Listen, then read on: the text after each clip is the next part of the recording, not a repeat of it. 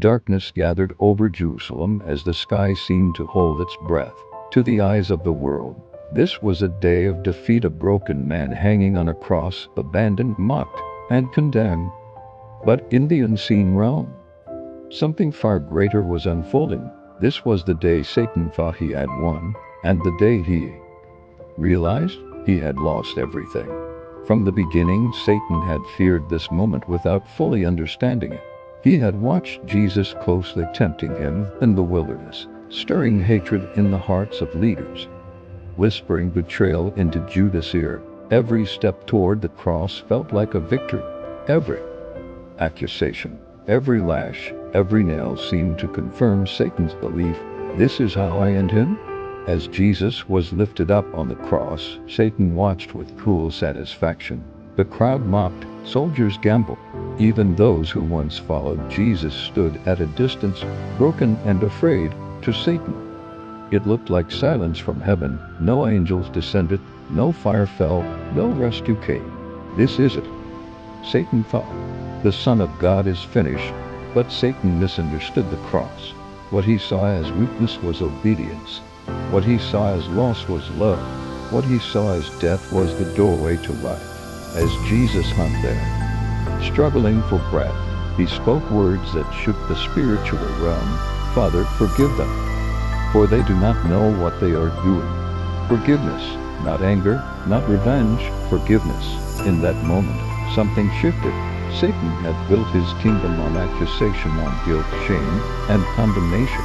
And now, the very one he sought to destroy was offering forgiveness to sinners, soldiers, and executioners alike. The weapon Satan had used since Eden was being dismantled before his eyes. Still, Satan pressed on. He watched as darkness covered the land. He heard Jesus cry out to the Father. To Satan, it sounded like abandonment. To heaven, it was the weight of sin being carried. Every lie, every failure, every broken promise of humanity was placed upon Jesus. Satan believed this burden would crush him. After all, sin had always separated people from God. But Satan forgot one thing: sin had never faced perfect love before. Then came the words that shattered Satan's confidence forever. It is finished, not I am finished, not I have failed, but it is finished. In that moment, Satan realized the truth too late. The debt of sin was paid. The power of accusation was broken. The authority of death was stripped away. The cross was not a defeat, it was a trap. And Satan had walked straight into it. The earth trembled.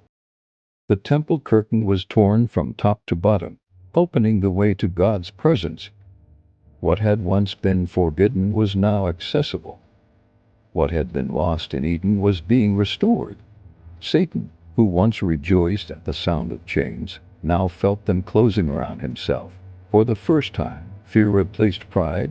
For the first time, the accuser had no accusation. For the first time, Satan understood this cross was not the end of Jesus' story. It was the end of his dominion. 3 days later, the tomb would be empty. Death would be defeated, and resurrection would declare to every power of darkness that Jesus Christ is Lord. But on that day on the cross was the moment Satan truly fell. Because love won, grace triumphed, and hope was sealed forever.